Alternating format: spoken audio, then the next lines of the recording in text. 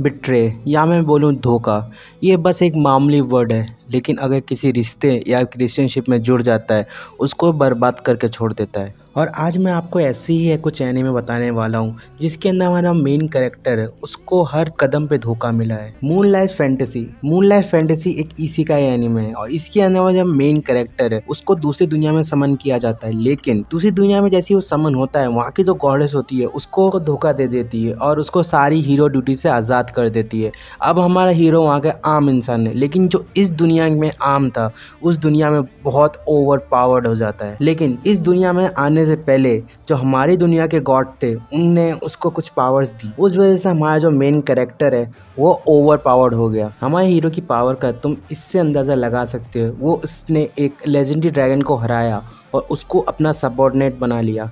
फिर आता है Arifureta the common place to world strongest. ये भी एक इसेकाई एनीमे है और इसके अंदर हमारे मेन कैरेक्टर और उसके सारे क्लासमेट्स को दूसरी दुनिया में समन किया जाता है सोल्जर्स बनने के लिए। जो हमारा मेन कैरेक्टर है वो सबसे वीकेस्ट होता है और एक दिन जब वो डंजन में फाइट कर रहे होते हैं, तभी उसका एक फ्रेंड उसको धोखा दे देता है और उसके ऊपर हमला कर देता है, जिस वजह से वो डंजन में गिर जाता है और वो सीधे उसके लोएस्ट फ्लोर पर चला जाता है, जहाँ पर ताकतवर मॉन्स्टर रहते हैं। वहाँ पर सर्वाइव करने के लिए वो उन मॉन्स्टर को मारता है और उनका फ्लैश खाता है और सोचता है अब वो लोग जिए मरे मुझे घंटा फर्क नहीं पड़ता। मॉन्स्टर से मारते मारते मतलब फाइट करते करते वो इतना ज़्यादा पावरफुल बन जाता है कि वो किसी को भी मार सके और उसका मैजिक होता है रिक्रिएशन मैजिक, जिस वजह से वो दुनिया की गन उस दुनिया में उस दुनिया के टाइप से बनाता है। और लोएस्ट फ्लोर के डंजन के लास्ट में उसको एक वैम्पायर गर्ल मिलती है। उस वैम्पायर गर्ल को आज़ाद करने के बाद वो अपनी जर्नी स्टार्ट करता है। फिर आता है अंकल द अनदर वर्ल्ड। ये स्टोरी है ताकाफुमी की अंकल की, जो एक खतरनाक एक्सीडेंट के बाद कोमा में चले गए, लेकिन उनकी जो सोल होती है वो दूसरी दुनिया में रिबॉर्न हो जाती है। ये सुनने के बाद ताकाफुमी यकीन नहीं कर पाता, लेकिन अंकल की एबिलिटी और जादुई पावर देख के वो यकीन कर लेता। फिर अंकल उसको एक अपने जादू के वजह से स्क्रीन बनाते हैं, उसको सारा का सारा अपना एक्सपीरियंस दिखाते हैं। उसके अंदर ताकाफुमी देखता है अंकल को कैसे ट्रीटमेंट किया जाता है, कभी तो जेल में डाल दिया जाता है, कभी उसको जादू टोना किया जाता है, कभी उसको बहुत बुरी तरह मारा जाता है। दूसरी दुनिया वाले उसको मॉन्स्टर या ऑगर बोलते हैं उसके लुक की वजह से, लेकिन जो अंकल होते हैं बहुत काइंड और जेंटलमैन होते हैं, वो सबकी जान बचाते हैं, लेकिन सब लोग डर के वहां से भाग जाते हैं। ये बहुत ही कॉमेडी और एक्शन से भरा एनीमे है। फिर आता है the world of otome game the trap in the dating simulator. इसके अंदर आपको देखने मिलेगा कि हमारा जो मेन कैरेक्टर है वो ऑटोमे गेम खेलते खेलते मर जाता है और दूसरी दुनिया में पैदा हो जाता है। दूसरी दुनिया में जो उसकी फैमिली रहती है वो लोअर क्लास नोबल से रहते हैं, जिस वजह से उसको बचपन में शादी करनी पड़ती है एक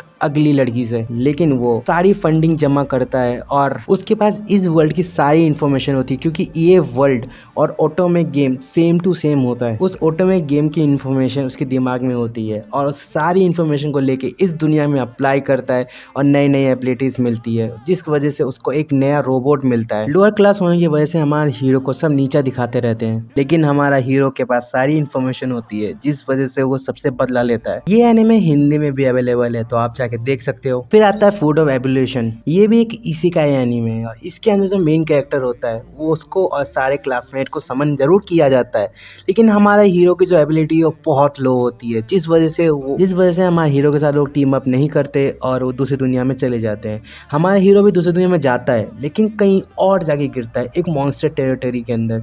वहां पर वो एक फ्रूट खाता है, जिस वजह से उसके बॉडी के अंदर ड्रास्टिक चेंज आते हैं और वो फैट बॉय से एक सेक्सी लुकिंग बॉय बन जाता है। काश वो फ्रूट मेरे पास भी होता। वो फ्रूट खाने के बाद वो बहुत अच्छा दिखने लग जाता है और उसके पास मैजिक पावर्स आ जाती हैं, जिस वजह से एक गोरिल्ला को उसको प्यार हो जाता है, लेकिन असल में वो एक खूबसूरत लड़की होती है। इस एनीमे के 2 सीजन है और दोनों सीजन धमाकेदार है। फिर आता है रिकाने तो सॉर्ड।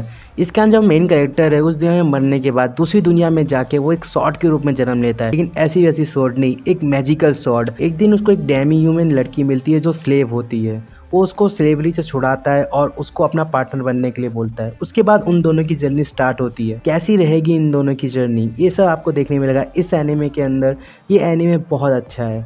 फिर आता है the reincarnation of the strongest एक्सेसिस इन अनदर वर्ल्ड। हमारा हीरो बहुत पावरफुल एक्सेसिस होता है, लेकिन उस वजह से जो राजमहल के लोग होते हैं उससे बहुत ज़्यादा चलते हैं और उसको जान से मारने की कोशिश करते हैं, लेकिन मरने से पहले वो खुद के ऊपर एक स्पेल पड़ता है जिस वजह से वो रिकार्नेट हो जाता है। हमारा हीरो रिकार्नेट होने के बावजूद उसके पास उसका सारी पावर और समनिंग बीस्ट होते हैं, वो किसी की नज़र में ना आ पाए, इस वजह से वो किसी और को हीरो बना देता है और खुद बैकग्राउंड में सारे विलन्स की धुलाई करता है और सोचता है उस दुनिया में मुझे किसने धोखा दिया था। ये एनीमे बहुत अच्छा है, आपको इसको एक बार ट्राई करना जरूर चाहिए। फिर आता है बीस्ट टेमर। बीस्ट टेमर एक बहुत अच्छा एनीमे है। इसके अंदर जो हमारा मेन कैरेक्टर होता है उसको हीरो के पार्टी से धक्का मार के निकाल दिया जाता है। उनकी पार्टी सोचती है कि ये अटैक नहीं कर सकता, डिफेंस नहीं कर सकता, सिर्फ जानवरों को कंट्रोल कर सकता है। हमारा हीरो पार्टी से निकलने के बाद वो एक बीस्ट कल को टेम करता है, जिस वजह से उसको न्यू एबिलिटीज मिलती है और मालूम पड़ता है अगर वो पावरफुल बीस्ट को अगर वो टेम करेगा तो उसको नई नई एबिलिटीज मिलेगी। इस वजह से इसके अंदर हमारा हीरो सिर्फ बीस्ट को नहीं, एनिमल्स को, इंसेक्ट्स को, यहाँ तक कि बर्ड्स को भी टेम कर सकता है। ये एनिमे एक बार आपको ट्राई जरूर करना चाहिए।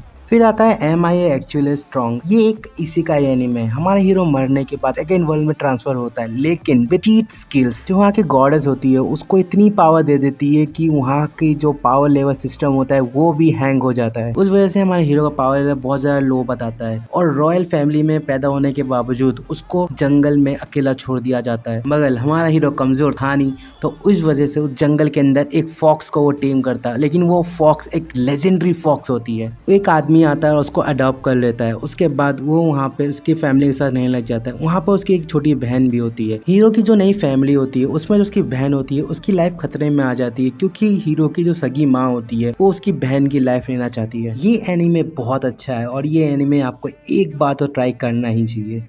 और सबसे ऊपर आता है rising of the shield hero. इस एनीमे में जो हमारा हीरो है नासुमी, उसको दूसरी दुनिया में समन किया जाता है एज ए कार्डिनल हीरो। जो हमारा हीरो है वो वहाँ का सील्ड हीरो होता है। उस दुनिया में सील्ड हीरो का मतलब है एक घटिया इंसान जो हर चीज का फायदा उठाता है, और ऐसा ही होता है हमारे हीरो के साथ। जैसे कि सब कार्डिनल हीरो को अपने पार्टी मेंबर्स मिलते हैं, लेकिन हमारे हीरो को कोई नहीं मिलता। लेकिन उस लड़की के कोई अलग ही इरादे होते हैं। रात को हीरो के सोने के बाद वो सारा पैसा और सारा का सारे इक्विपमेंट्स लेके वहाँ से भाग जाती है और हीरो के ऊपर रेप का इंजाम लगा जाती है।